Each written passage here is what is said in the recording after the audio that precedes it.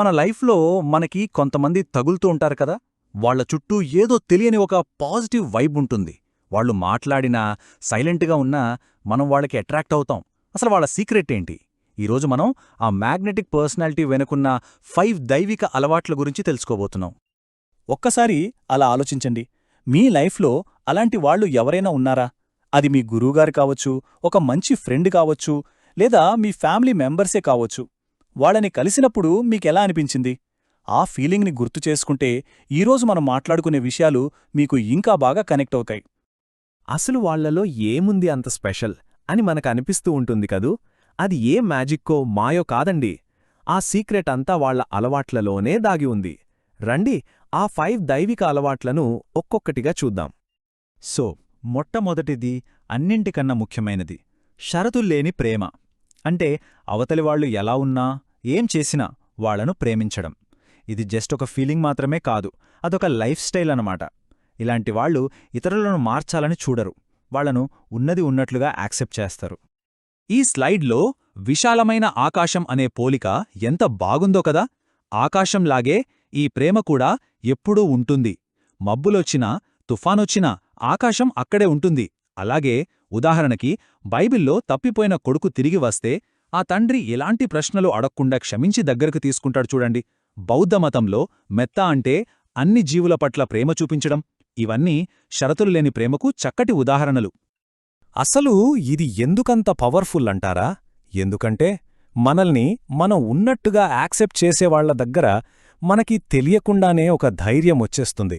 ఏ ముసుగులు లేకుండా మనలా మనం ఫ్రీగా ఉండగలుగుతాం. అందుకే ఈ ప్రేమ చాలా శక్తివంతమైనది. అది మనకు సేఫ్టీని, రెస్పెక్ట్ని, ఫ్రీడమ్ని ఇస్తుంది.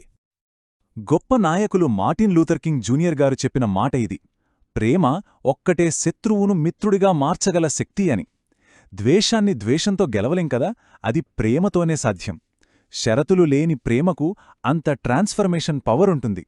అది ఎంతటి కఠినమైన హృదయాలనైనా కరిగించేస్తుంది. మరి ఈ అలవాటును మన లైఫ్లోకి ఎలా తీసుకురావాలి? ఫస్ట్ అండ్ ఫార్మోస్ట్ మనల్ని మనం ప్రేమించుకోవడం మొదలుపెట్టాలి. మనం మనల్ని యాక్సెప్ట్ చేసుకున్నప్పుడే ఇతరులను కూడా యాక్సెప్ట్ చేయగలుగుతాం. ఇతరుల తప్పులను క్షమించగలిగినప్పుడే మన తప్పుల నుండి మనం బయటపడగలం. సో ఈ ప్రయాణం మనతోనే మొదలవ్వాలి. సరే, ఇక రెండో అలవాటుకొస్తే అది నిస్వార్థ సేవ. అంటే తిరిగి ఏమీ ఆశించకుండా ఇతరులకి హెల్ప్ చేయడం. నిజం చెప్పాలంటే ఇది మనలో ఉన్న దైవత్వాన్ని బయటకు తీసుకొచ్చే ఒక గొప్ప మార్గం. కేవలం ఇవ్వడంలోనే అసలైన సంతోషం దాగుందని నమ్మడమే ఇది. మనం చేసేది చిన్న హెల్ప్ అయినా సరే దాని ఎఫెక్ట్ చాలా పెద్దగా ఉంటుంది. చూడండి, మనం ఒకరికి హెల్ప్ చేశామనుకోండి, వాళ్ళ ఆస్ఫూర్తితో ఇంకొకరికి హెల్ప్ చేయొచ్చు. అలా ఒకరినుంచి ఒకరికి అదో మంచి పాజిటివ్ చైన్ రియాక్షన్ లాగా వ్యాపిస్తుంది. దీన్నే రిపుల్ ఎఫెక్ట్ అని కూడా అంటారు. ఇక్కడ కొన్ని ఉదాహరణలు చూద్దాం. పెద్దగా ఏదో చెయ్యక్కర్లేదు.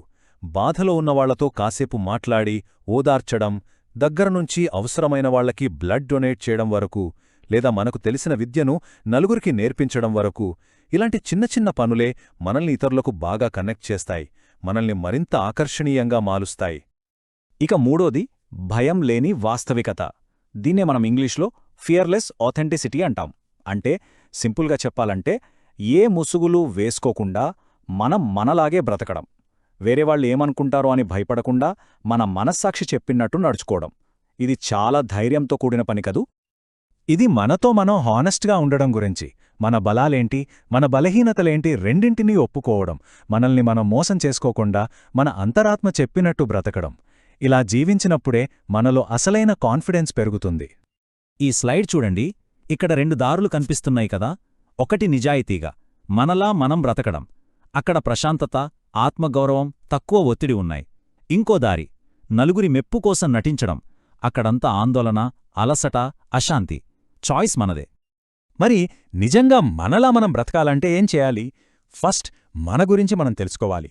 మన విలువలేంటి, మనకి లైఫ్లో ఏది ఇంపార్టెంట్? ఈ ప్రశ్నలకు మనకు సమాధానం తెలిసినప్పుడు మనం చాలా ధైర్యంగా మన జీవితాన్ని మనకు నచ్చినట్టుగా మలుచుకోగలుగుతాం. ఓకే, నెక్స్ట్ 4వ అలవాటు, ఆంతరిక శాంతి. సముద్రంపైన అలలు ఎంత గట్టిగా కొట్టున్నా లోపలంతా ప్రశాంతంగా ఉంటుంది కదా. అలాగనమాట, మన లైఫ్లో ఎన్ని ప్రాబ్లమ్స్ ఉన్నా మనసులో ప్రశాంతంగా ఉండుటమే ఆంతరిక శాంతి. ఇది బయట పరిస్థితుల మీద ఆధారపడని మన ఇన్నర్ స్టేట్.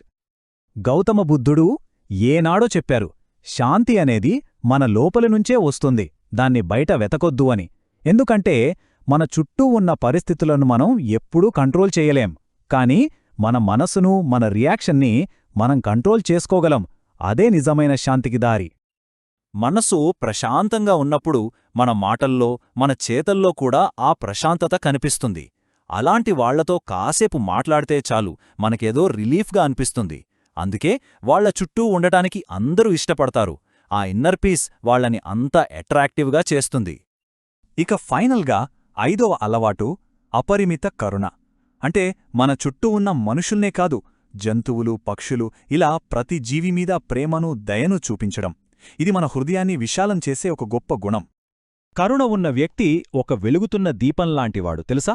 వాళ్ళు తమ చుట్టూ ఉన్నవాళ్లకి దారి చూపిస్తారు, వాళ్ల జీవితాల్లోకి వెలుగును తీసుకొస్తారు, కష్టాల్లో ఉన్నవాళ్లకి నేనున్నాననే భరోసా ఇస్తారు. అందుకే కరుణ ఉన్నవారు అందరికీ ఒక ఇన్స్పిరేషన్గా నిలుస్తారు. మరి ఈ కరుణను మనలో పెంచుకోవాలంటే ఏం చెయ్యాలి? మొదటి స్టెప్, ఎదుటివాళ్ల స్థానంలో మనల్ని మనం ఊహించుకోవటం. వాళ్ల కష్టాలను, బాధలను అర్థం చేసుకోవడానికి ప్రయత్నించటం. మనం మాట్లాడడం తగ్గించి వాళ్లు చెప్పేది ఓపికగా వినాలి. అప్పుడే మనలో నిజమైన కరుణ పుడుతుంది. సో చూశారు కదా, షరతులు లేని ప్రేమ, నిస్వార్థ సేవ, భయం లేని వాస్తవికత, ఆంతరిక శాంతి అండ్ ఫైనలీ అపరిమిత కరుణ.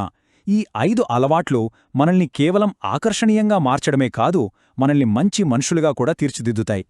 మనం ఈ అలవాట్లను మన జీవితంలో భాగం చేసుకున్నప్పుడు మన చుట్టూ ఉన్న ప్రపంచంతో మనకొక లోతైన కనెక్షన్ ఏర్పడుతుంది. మనం వేరు, వాళ్ళు వేరు అనే ఫీలింగ్ పోయి మనమంతా ఒక్కటే అనే భావన కలుగుతుంది. అదే నిజమైన స్పిరిచువల్ గ్రోత్ అంటే. ఏ గొప్ప ప్రయాణమైనా మొదలయ్యేది ఒక్క అడుగుతోనే. మరి ఈ 5లో మీరు ఏ అలవాటుతో మీ ప్రయాణాన్ని మొదలుపెట్టబోతున్నారు? ఈ రోజునుంచే స్టార్ట్ చేయండి. మీ జీవితం మరింత అందంగా, ఆకర్షణీయంగా మారుతుంది. ఈ ప్రయాణంలో మీకు అంతా మంచే జరగాలని మనస్ఫూర్తిగా కోరుకుంటున్నాను.